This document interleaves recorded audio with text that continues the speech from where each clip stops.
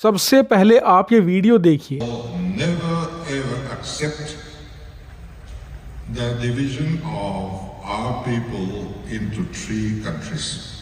ये वीडियो में जो महाशय हैं ये भारत के राज्य मिजोरम के मुख्यमंत्री है, जो कह रहे हैं कि हमारे लोग कभी भी एक्सेप्ट नहीं करेंगे कि उन्हें 3 देशों में बांट दिया जाए। मतलब कि जो मिजोरम की मिजो ट्राइब है ना, जो मिजोरम राज्य की 87% आबादी के करीब है, यानी कि 87% जो वहाँ की आबादी है ना वो मिजो हैं, जो कि सारे के सारे क्रिश्चियंस हैं जो कन्वर्ट हुए हैं पिछले कुछ सालों में।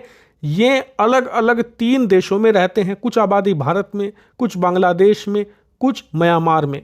इनका कहना यह है कि पहले ये सब एकजुट हुआ करती थी, लेकिन अंग्रेजों ने 3 हिस्सों में इसे बांट दिया था और तभी से हम 3 अलग अलग एडमिनिस्ट्रेशन यानी कि 3 अलग सरकारों के अधीन रहते हैं, म्यांमार, बांग्लादेश और भारत। लेकिन हम अब इसे एक्सेप्ट नहीं करेंगे।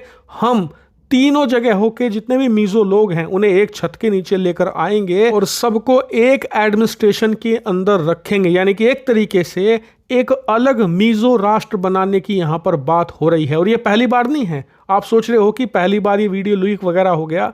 आप ये दूसरा इंसिडेंट देखिए। अब से 1 साल पहले जब मिजोरम के अंदर चुनाव हुए, जिसमें ये मुख्यमंत्री साहब की पार्टी जीत कर आई पहली बार, उस समय भी इन्होंने ये मांग उठाई थी। यानी कि मिजो राष्ट्रवाद पर चढ़कर ही ये पहली बार मुख्यमंत्री बने हैं मिजोरम के, और फिर से उसी आग को ये भड़का रहे हैं विदेशी धरती पर, यानी कि अमेरिका के अंदर। कि आप कहोगे कि मिजो राष्ट्रवाद या अलगाववाद की बात तो सालों से होती आई है, अब इस पर या इनके बयान पर ज्यादा चर्चा क्यों हो रही है? तो इसके पीछे कारण है हाल ही में शेख हसीना, जो बांग्लादेश की तत्कालीन प्रधानमंत्री थी, उन्होंने बयान दिया था कि अमेरिका इसलिए मेरी सत्ता पलटना चाहता है कि उनकी मांग है कि बांग्लादेश के पास एक अलग छोटा सा क्रिश्चियन देश बनाया जाए, लेकिन मैंने इसमें अमेरिका की मदद करने से मना कर दिया, इसीलिए इन्होंने मेरी सत्ता को पलटा है। और इसीलिए अब सवाल उठ रहे हैं कि क्या अमेरिका अब भारत के मिजोरम, इसके अलावा इसके पास लगते हुए बांग्लादेश और म्यांमार के हिस्से को मिलाकर एक अलग क्रिश्चियन राष्ट्र बनाना चाहता है? क्या वो इसकी साजिश रच रहा है? और देखिए, ये सिर्फ हवा में बातें नहीं हो रही है। मैं आपको एक अलग मैप दिखाता हूं, आप समझिए कि ये कितनी सीरियस रणनीति है।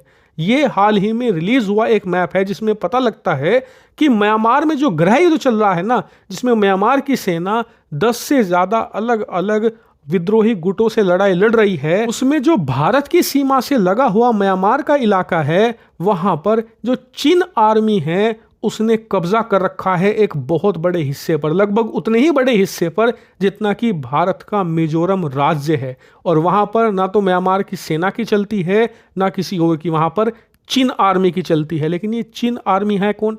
दरअसल ये वही मिजो लोग हैं जो कि क्रिश्चियन हैं और म्यांमार के अंदर रहते हैं, और भारतीय सीमा के पास इनकी आबादी ज़्यादा है, इसीलिए यहाँ पर इनका कब्जा है और म्यांमार की सेना से इन्होंने ये इलाका छीन लिया है। हालांकि मिजो नाम से आपको इतने समझ नहीं आ रहा होगा, तो आपको एक और नाम बता देता हूँ, कुकी आतंकी। आपको याद होगा कि पिछले कुछ साल से भारत का मणिपुर राज्य जल रहा है, उसके पीछे कौन है? कुकी आतंकी, जो कि क्रिश्चियन समुदाय से आते हैं। और आपको बता दूं, मिजोरम का जो मिजो ट्राइब है वो भी कुकी है एक तरीके से, यानी कि ये सारे के सारे एक ही हैं। और भारत के नॉर्थ ईस्ट में जो भी समस्या पैदा हो रही है, ये सब यही क्रिश्चियन ट्राइबल द्वारा की जा रही है। और देखिए, अब तो ये सिर्फ एक थ्योरी या साजिश नहीं रही, खुले में सब कुछ हो रहा है। म्यांमार का एक बड़ा हिस्सा ये कब्जा चुके हैं, इसीलिए अब भारत को भी सतर्क हो जाना चाहिए, क्योंकि जब एक राज्य का मुख्यमंत्री ऐसी भाषा का इस्तेमाल करे विदेशी धरती पर, तो इसका मतलब वो इलाज मांग रहा है। हालांकि आपका सवाल होगा कि जो ये अलग क्रिश्चियन राष्ट्र बनाने की मांग हो रही है, इसकी कार्रवाई चल रही है, क्या इसे खत्म नहीं किया जा सकता?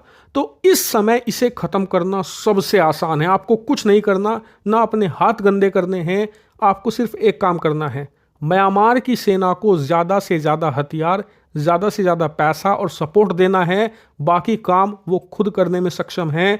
वो इन्हें ऐसे साफ कर देंगे जैसे गधे के सिर से सींग, क्योंकि पिछले 60-70 सालों से वो इन्हीं का खात्मा करते आए हैं। बार बार इन्होंने सर उठाया है और हर बार म्यांमार की सेना ने इनका सर्वनाश किया है और हर बार वो भारत का साथ देते आए हैं। जितने भी नॉर्थ ईस्ट में इंसर्जेंट ग्रुप है जिन्हें चीन भी समर्थन देता है, उनके खात्मे के पीछे भी म्यांमार की सेना के सपोर्ट का एक बहुत बड़ा योगदान रहा है। इसीलिए समय की मांग है कि म्यांमार को कुछ बिलियन डॉलर के अगर हम हथियार दे सकें तो उनकी बड़ी मदद होगी। भारत को तोड़ने वाली जितनी भी ताकतें हैं सबका कुछ ही महीनों में सफाया भी हो जाएगा।